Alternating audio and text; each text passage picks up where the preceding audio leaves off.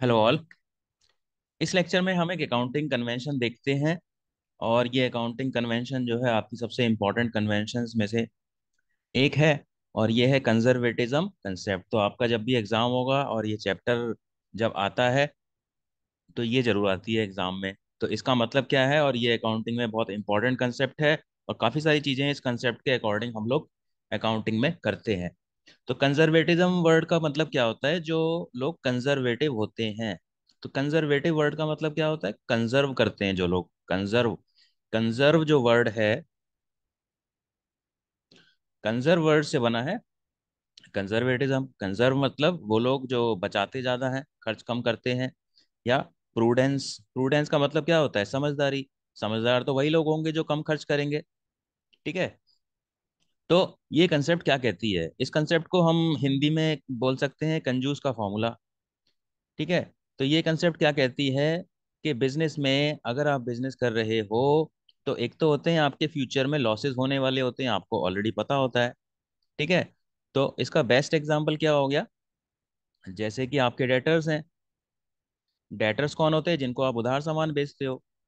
तो डेटर्स आपके अगर 10,000 हैं तो मोस्टली बिजनेस में क्या होता है? बैड डेट्स तो होते ही होते हैं। ठीक है।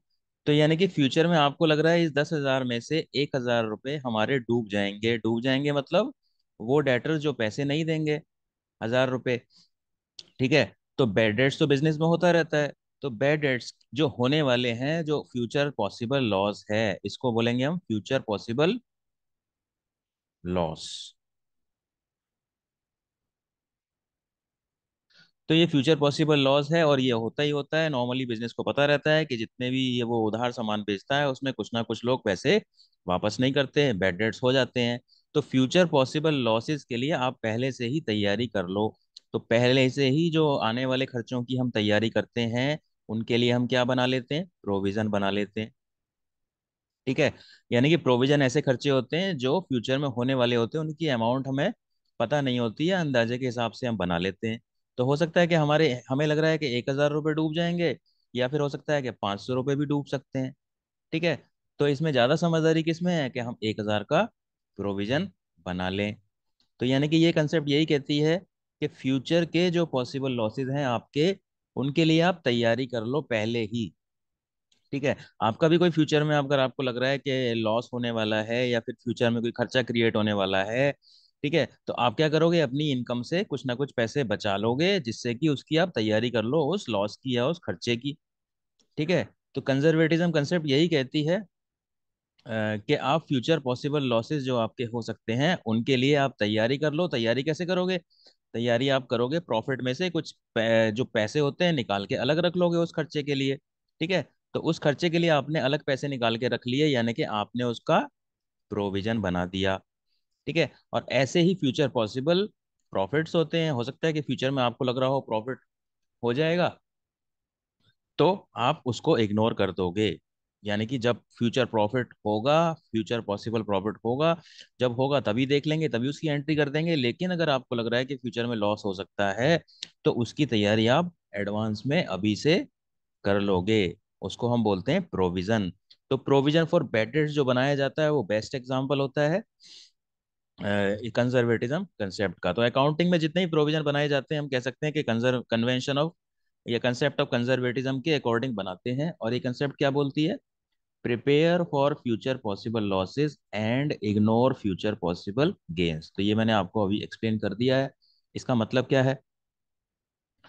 तो एक बिजनेस है, बिजनेस में क्या है? फ्यूचर पॉसिबल लॉसेस भी हो सकते हैं और फ्यूचर पॉसिबल गेन्स भी हो सकते हैं। तो फ्यूचर पॉसिबल लॉसेस के लिए आप तैयारी कर लो, इसके लिए आप प्रिपेयर कर लो। और प्रिपेयर कैसे करोगे? फ्यूचर पॉसिबल लॉसेस के लिए आप प्रोविजन बना लोगे। ठीक है। तो प्रोविजन आने वाले खर्चों के लिए आप बना लोगे, तो यानी कि आपके पास ऑलरेडी बचे हुए पैसे हैं प्रॉफिट में से, और जब वो लॉस होगा तो उस जो पैसे बचाए थे उसमें उसको एडजस्ट कर लोगे या मीट कर लोगे। ठीक है। तो अब बुक में क्या लिखा हुआ है इस कंसेप्ट के अंदर? तो देखो, प्रूडेंस और conservatism principle in is many a time described using the phrase do not anticipate profits but provide for all possible losses. तो देखो ये चीज मैंने आपको अभी एक्सप्लेन कर दी है। Stating differently, it takes into consideration all prospective losses but not the prospective profit. तो प्रोस्पेक्टिव का मतलब फ्यूचर में होने वाले, गोइंग टू बी, तो गोइंग टू बी लॉसेस को आप प्रोवाइड कर लो, कंसिडरेशन में ले लो। कंसिडरेशन में कैसे लोगे, उसका प्रोविजन बना लोगे, उसकी तैयारी कर लोगे। ठीक है। The application of this concept ensure that financial statements do not paint a better picture than what it actually is।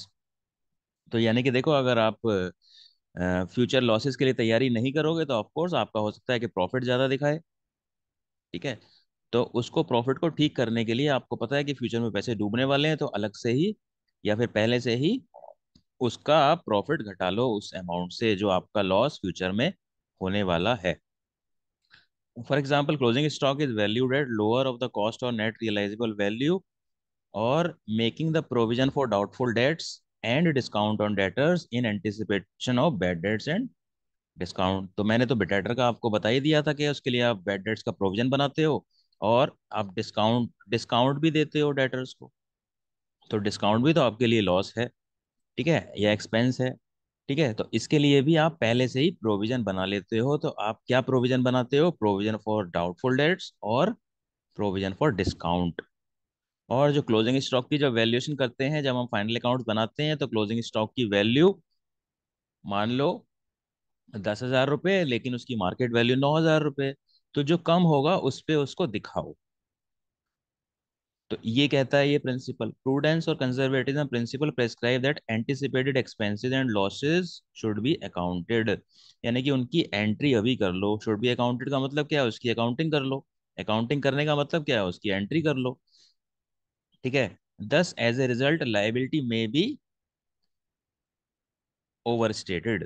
So it has a drawback as it may be used to create secret reserves by creating excess provisions for doubtful debts और depreciation।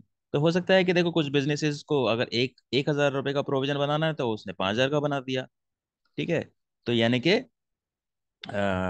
देखो इसका मतलब क्या है, मान लो आपके debtors हैं 10,000 रुपये। ठीक है। और आपने प्रोविजन बना लिया 1,000 रुपये का। ठीक है। तो कितने प्रोविजन डेटर्स आपके पास, डेटर से आपके पास पैसे आएंगे 9,000 रुपये। लेकिन आपने गलती से क्या, आपने गलत क्या कर दिया, 1,000 रुपये की जगह आपने क्या मान लिया कि 5,000 रुपये डूब जाएंगे। तो आपने क्या है, अब डेटर्स को कितना दिखाया, 5,000 रुपये दिखाया। तो डेटर्स को जब आप 5,000 रुपये दिखा रहे हो, जबकि देखा जाए तो 9,000 होने चाहिए थे, तो एक तरीके से क्या है, आपने अपनी एसेट्स को अंडर स्टेट कर लिया है ज्यादा प्रोविजन दिखा के। या फिर डेप्रिसिएशन आपने ज्यादा लगा लिया है, तो डेप्रिसिएशन ज्यादा लगाओगे तो मशीन में से वो घटाते हैं, तो मशीन की वैल्यू थोड़ा सा कम दिखाएगा। ठीक है। इसी तरीके से जैसे अगर 10,000 की आपकी मशीन है और डेप्रिसिएशन उसका 1,000 होना चाहिए, और आपने 1,000 की जगह 5,000 डेप्रिसिएशन दिखा दिया, तो जिस मशीन की वैल्यू 9,000 होनी चाहिए थी, उस मशीन की वैल्यू अब 5,000 रुपये दिखाएगा बैलेंस शीट वगैरह में जब आप फाइनल अकाउंट्स बनाते हो। ठीक है। तो अगर ज्यादा प्रोविजन आप दिखाते हो, तो ज्यादा प्रोविजन जब आप दिखाते हो तो क्या होता है, आपके थोड़ा एक्सपेंसेस ज्यादा शो हो जाते हैं। या फिर आपकी जब एक्सपेंसेस ज़्यादा शो हो जाते हैं तो आपकी एसेट की वैल्यू थोड़ी कम हो जाती है। तो जब एसेट की वैल्यू कम दिखाते हैं, एक्चुअल में आपके पास 9,000 की एसेट है, आप दिखा रहे हो उसको 5,000, तो आपने क्या किया, 4,000 का सीक्रेट रिजर्व क्रिएट कर लिया। तो ये सीक्रेट रिजर्व का मीनिंग क्या होता है, आपका एक चैप्टर है डेप्रिसिएशन रिजर्व्स एंड प्रोविजंस। तो उसके अंदर आप इसको अच्छे से समझ लोगे कि सीक्रेट रिजर्व क्या होते हैं। ठीक है। सीक्रेट रिजर्व का सिंपल मीनिंग क्या है, आपके पास एसेट है कोई 10,000 की, और आपने क्या है उसको 8,000 पे दिखाया, यानी कि एसेट को आपने कम वैल्यू पे दिखाया है, यानी कि आपने सीक्रेट रिजर्व क्रिएट कर लिया। ठीक है। सो एंड दस financial statements may not depict A true and fair view of the state of affairs of the business. तो ऑफ कोर्स एक्सपेंसेस को आप जरूरत से ज्यादा दिखाओगे, या फिर प्रोविजन को आप जरूरत से ज्यादा दिखाओगे, या फिर एसेट को जरूरत से कम वैल्यू पे दिखाओगे, तो आपके सीक्रेट रिजर्व्स क्रिएट हो जाएंगे। The concept of The concept of conservatism needs to be applied with caution and care so that the results reported are not distorted। तो इसका मतलब क्या है कि आपका जो प्रोविजन होना चाहिए, अगर 1,000 होना चाहिए तो आप उसको 1,000 ही दिखाओ। ऐसा नहीं है कि 1,000 को आपने 100 रुपये दिखा दिया या 1,000 को आपने 5,000 रुपये दिखा दिया, ठीक है। तो फिर गलत प्रेजेंटेशन हो जाएगा, यानी कि जो आपको जितना लग रहा है ऑनेस्टली उतना ही दिखाना चाहिए। तो कंजर्वेटिज्म कंसेप्ट ये बोलती है, तो कंजर्वेटिज्म कंसेप्ट दो चीजें बोलती हैं, एक तो फ्यूचर पॉसिबल लॉसेस के लिए आप प्रिपरेशन कर लो। प्रिपरेशन आप कैसे करोगे, प्रोविजंस बनाओगे, और फ्यूचर पॉसिबल जो गेन्स हैं या प्रॉफिट्स हैं उनको आप इग्नोर कर दोगे, जब होंगे तभी देखेंगे। तो ये थी आपकी कन्वेंशन ऑफ कंजर्वेटिज्म।